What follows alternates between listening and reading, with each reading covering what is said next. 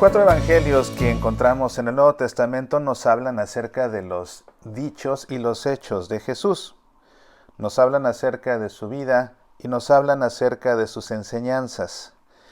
En esta emisión quiero darte una breve sinopsis de cada uno para que conozcas su contenido y sus diferencias. El Evangelio según San Mateo. El Nuevo Testamento comienza con el Evangelio según San Mateo. Conforme a la tradición, el autor es el publicano Mateo, a quien Jesús mismo llamó a seguirlo. El Evangelio de Mateo comienza con una genealogía de Jesús, una versión abreviada de la historia de Israel. Esta genealogía enlaza el Nuevo Testamento con el Antiguo. El Evangelio según San Mateo termina con el encargo del resucitado de llamar a todos los pueblos a su seguimiento. Con este encargo, la historia de Jesús se abre a la historia de la Iglesia hasta el fin del mundo. Jesús pertenece al pueblo de Dios, Israel. Él trae la salvación de Dios a todos los pueblos. Es el Emmanuel, el Dios con nosotros.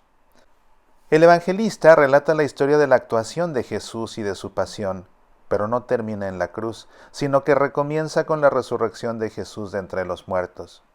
A la luz del día de la Pascua, todos han de reconocer que Jesús es el Hijo de Dios.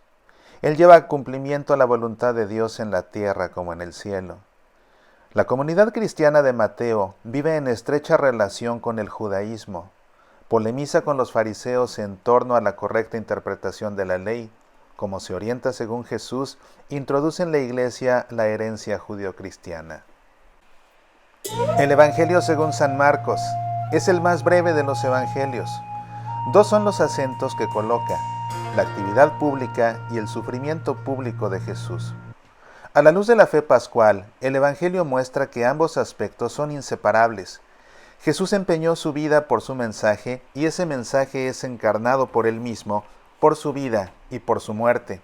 El que quiera comprender de dónde proviene la autoridad y el poder con que actúa Jesús tiene que dirigir su mirada a la impotencia del crucificado. Y el que quiera conocer qué significa la cruz, tiene que comenzar con el Evangelio del Reino de Dios en Galilea.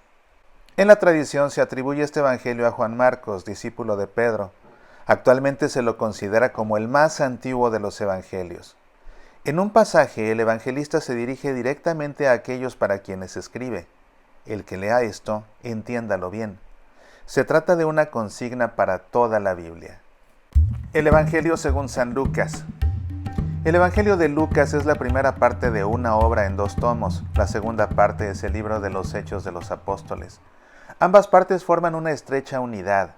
En el Evangelio, Lucas describe cómo Jesús llama a los discípulos para que sigan difundiendo el Evangelio. En los Hechos de los Apóstoles se relata después cómo a través de la resurrección llegó y se comprendió de nuevo en la iglesia primitiva el mensaje de Jesús. En el prólogo del Evangelio de San Lucas describe su perspectiva, su método y su objetivo. Él personalmente no es discípulo directo de Jesús, pero retoma el testimonio de aquellos que han sido desde el comienzo testigos oculares y servidores de la palabra. En primer término, los 12 apóstoles. Lucas examinó cuidadosamente todas las tradiciones en cuanto a su calidad y escogió solo lo mejor.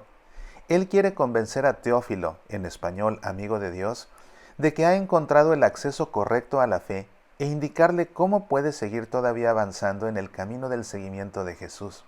Lucas comienza con el Evangelio de la infancia de Jesús, dentro del cual se encuentra la historia de la Natividad. Él ha transmitido a sí mismo muchas de las parábolas más célebres y ha plasmado también de forma especialmente colorida el Evangelio de la Pascua. La tradición asocia estrechamente a Lucas el médico con Pablo. En su Evangelio, Lucas muestra sobre todo cómo Jesús se pone en busca de los hombres que se han extraviado en su camino. El Hijo del Hombre vino a buscar y a salvar lo que estaba perdido. El Evangelio según San Juan se considera desde tiempos antiguos como un evangelio espiritual. Quiere promover la amistad con Jesús. Se expresa en un lenguaje sencillo, pero va a lo profundo. Comienza con una oración. La palabra eterna de Dios se hizo carne en Jesucristo. Dice con claridad a los lectores que quiere promover la fe. Jesús realizó además muchos otros signos en presencia de sus discípulos que no se encuentran relatados en este libro. Estos han sido escritos para que ustedes crean que Jesús es el Mesías, el Hijo de Dios, y creyendo tengan vida en su nombre. El evangelista deja claro en su libro que Jesús es una sola cosa con Dios. Su palabra es la palabra de Dios.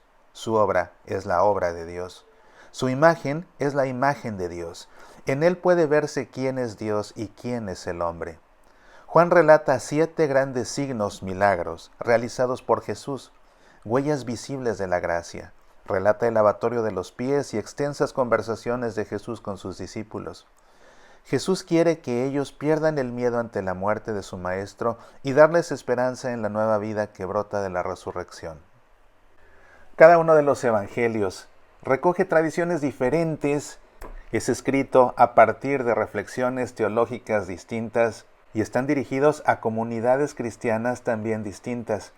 Los 4 evangelios entre sí no se contraponen, sino que se complementan, y conviene leerlos todos a fondo para poder comprender mejor a Jesús. Y esto es importante porque el que conoce a Jesús conoce también a su Padre. Soy Mauricio Pérez. Estas son Semillas para la Vida.